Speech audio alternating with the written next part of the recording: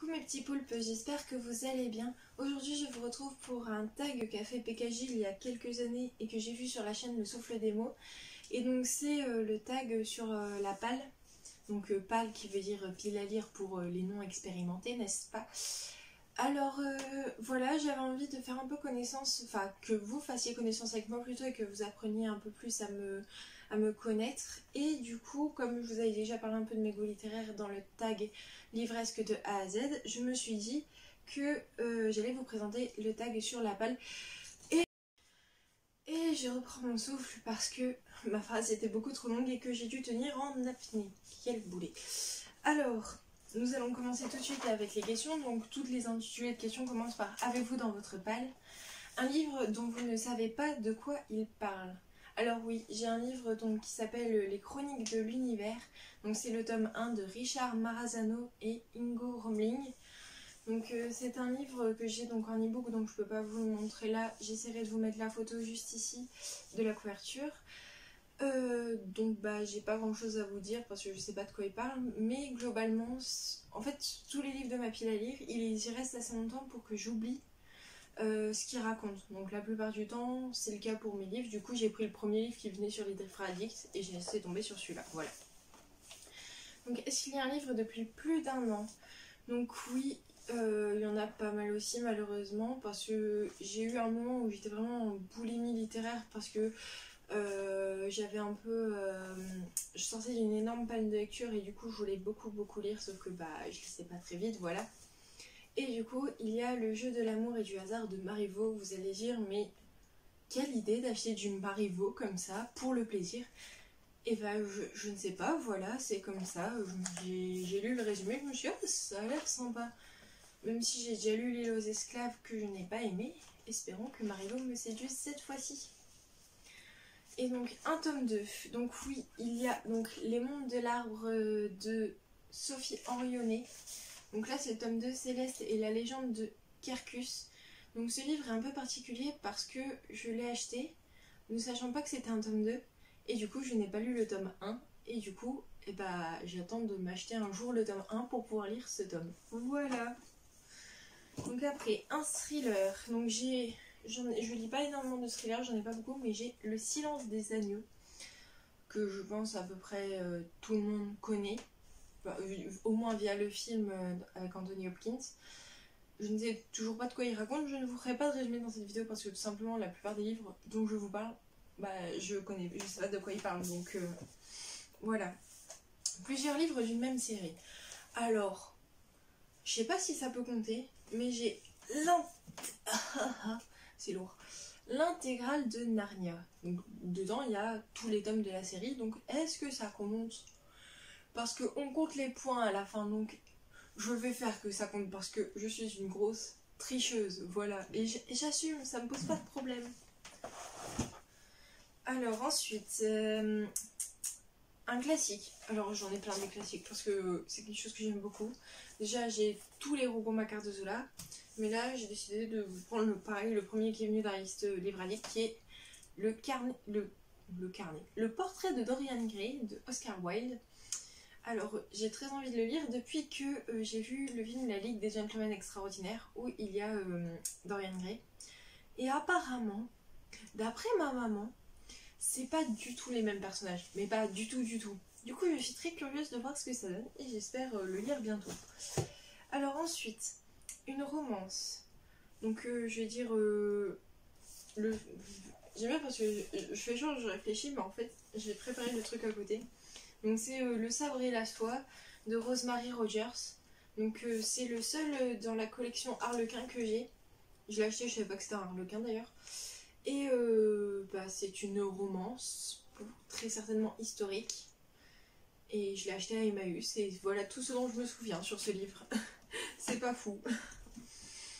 Un livre qui vous fait très envie. Donc oui, il y a Eragon, le tome 1, parce que il y a un compte Instagram qui s'appelle A Dragon Who Reads qui est fan de ce livre et qui nous en parle à chaque fois et qui me donne trop envie de le lire. Donc voilà.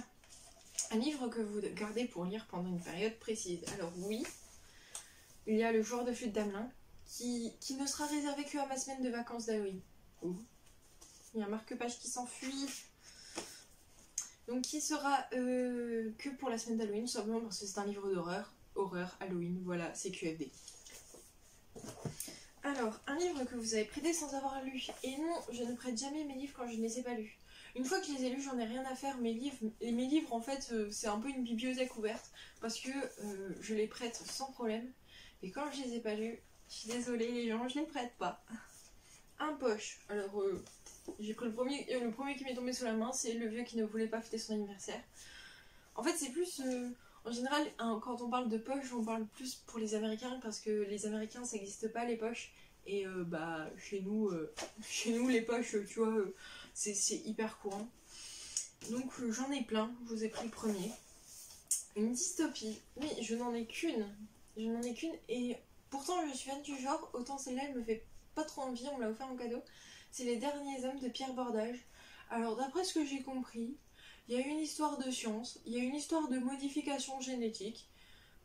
Voilà à peu près tout ce que j'ai compris. Moi, rien qu'il y a des termes un peu scientifiques, tout ça dans le résumé, du coup, moi, la science et moi, c'est pas trop mon truc.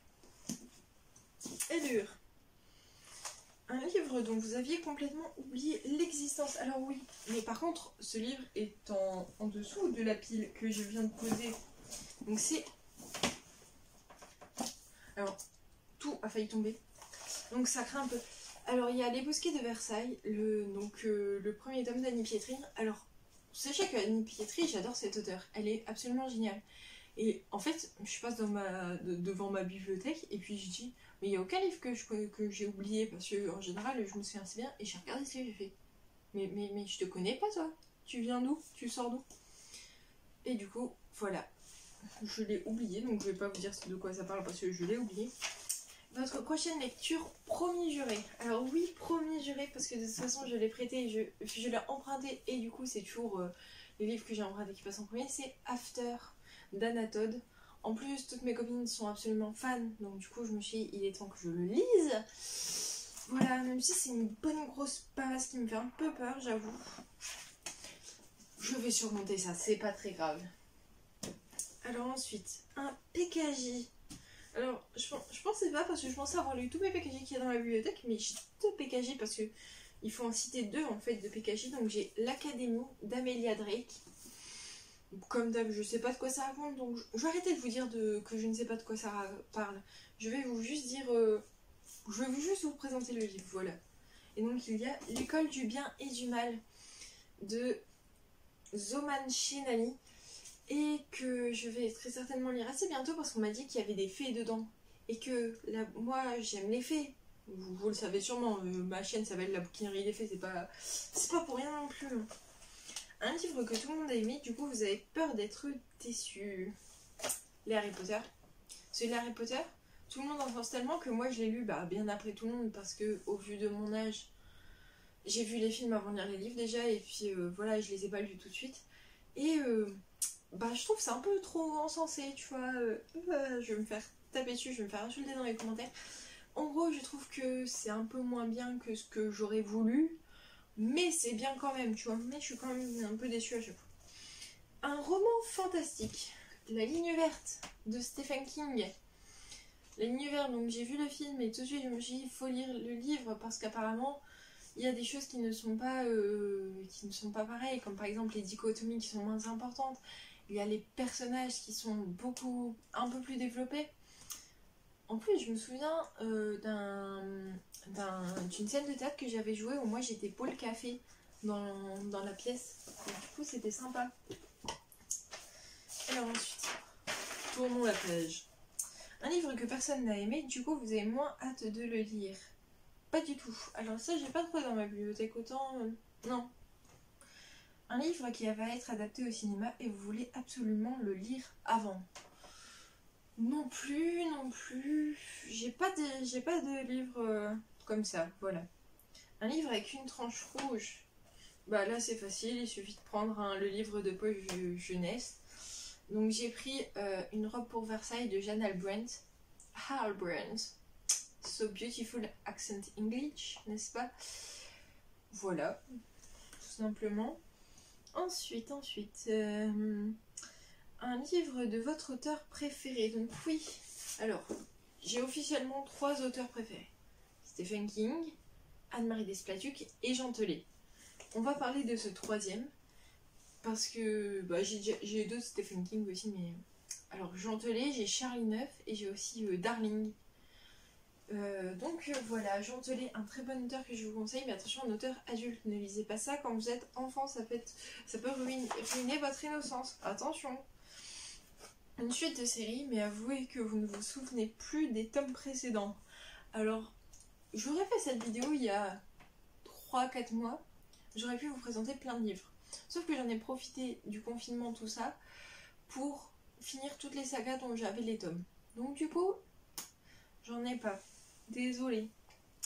Alors, un roman dont le nom de l'auteur commence par C, Le Crime de l'Orient Express de Agatha Christie, et qu'un C.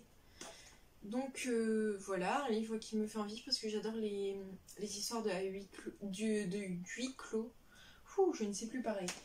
Alors, un livre qu'on vous a conseillé. Il y en a trop.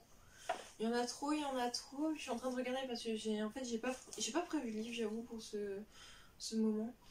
Et j'ai ma bibliothèque une partie de ma palle qui est juste en face. Donc je vais dire, allez, Les Enfants du Cœur de Heather O'Neill. Donc on me l'a pas conseillé directement, mais via des vidéos que j'ai vues sur différentes chaînes Booktube. Plusieurs livres d'un même auteur. J'ai plusieurs livres de Stephen King. J'ai donc La Ligne Verte, Dead Zone et encore un autre, je pense, mais je ne me souviens plus du nom. C'est pas très grave. Ah si, j'ai Différentes saisons. C'est ça, j'ai retrouvé lui. Un livre avec le mot secret dedans. Et non, je n'ai pas un livre avec le mot secret dedans. Le dernier livre que vous avez acheté, c'est Cœur Vanille. Donc, des Cathy Cassidy, Les Filles au chocolat, voilà, c'est... Ce livre, j'ai trop hâte de le lire parce que honnêtement, j'ai trop hâte de voir le point de vue de Oni. En fait, j'attends ce tome depuis le début de la saga, mais je pouvais pas le lire avant parce que voilà, faut les lire dans l'ordre. Là, je l'attends avec impatience, mais je le garde pour un moment important dans ma vie. Le dernier tome que j'ai lu, c'était spécial pour mon anniversaire. Je me suis dit, ce livre, c'est pour mon anniversaire, c'est mon cadeau à moi-même pour mon anniversaire. Un livre que vous avez acheté pour la couverture. Il était un... Donc, je vais prendre Il était un rêve, donc c'est un Twisted Tale sur La Belle au Bois dormant. En fait, c'est pour pas que pour l'image, mais aussi pour la phrase qui était dessus. C'était et si la Belle au Bois dormant ne s'était jamais réveillée. Et voilà. Voilà, tout de suite, ça m'a donné envie. Et comme tous les Twisted Tales, il me fait très très envie. Plus de livres que vous n'en lisez en un an. Et cette question vaut 5 points. Oui, carrément, oui. Il y en a beaucoup plus que ce que je n'en lis en un an. Là, je pense que... Je ne sais même pas pour combien de temps j'en ai, honnêtement. Je ne saurais pas vous dire.